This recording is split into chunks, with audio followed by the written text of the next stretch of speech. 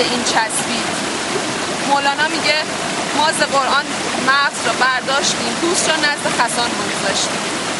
آدم باید اون مطلب رو بگیره و عبور باید کرد به قول سهراب و هم نورد افق‌های دور باید شد. نکته‌های خیلی جالبی تو اسلام هست که هیچ کدومش ربطی به اون چیزی که الان داره به ما القا میشه نداره. تعصبات مذهبی همیشه بوده، قرون وسطا گذشته و ما باید فقط برگردیم و یه نگاهی بکنیم. تاریخ داره به یه شکل دیگه در مورد این مذهبی که به دوران ما نزدیک‌تر بوده تکرار میشه. مذهب وقتی به شکل اون پوست در میاد اشکال پیدا میکنه، به شکل پوست گندیده. به قول والت ویتمن شاعر محبوبم میگه این کشیشان خفاش چشم دنیا پرست اینطوری خطابشون میکنه. مرده خشکیده تن گذرگاه را سد میکنن. اینو بعد از سر راه ورش داشت.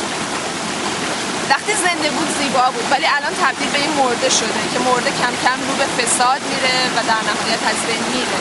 باید اینو بپذیریم. یه مثال جالب دارم.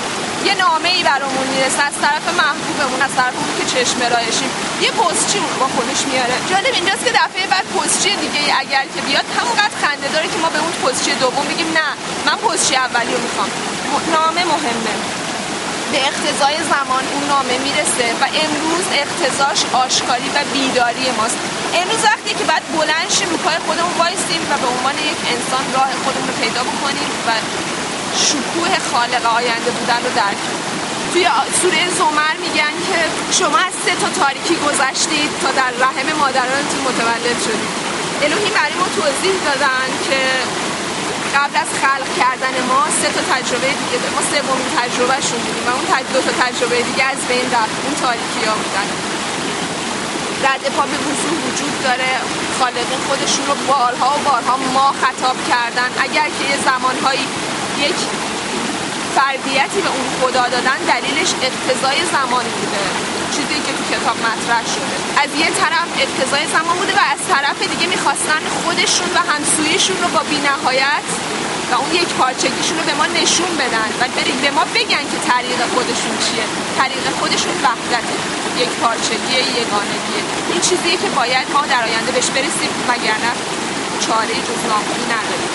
آیه هست تو قرآن که میگه که اونهایی که ایمان آوردن، چه یهودی باشن، چه نصاری باشن، چه سابعی به کسی میگفتن که از دین به شکل مرتد شده، از دین خارج شده. محمد وقتی اسلام آورد سابعی خطابش میکردن. میگه چه یهودی باشه، چه نصاری باشه، چه سابعی باشه، اصلا دین نداشته باشه، فقط اعتقاد داشته باشن به یه خالق و به روز پایانشون و همینطور کار خوب انجام بدن، براشون پیش ربشون اجر وجود داره و هیچ نگرانی و اضطرابی نداشته باشه.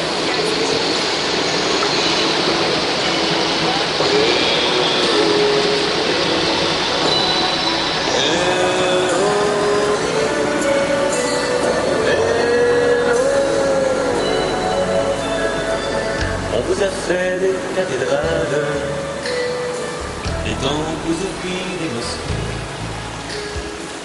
fabriquer des dieux de métal, vous qui ne vouliez qu'être aimés. Et l'on vous a dit des prières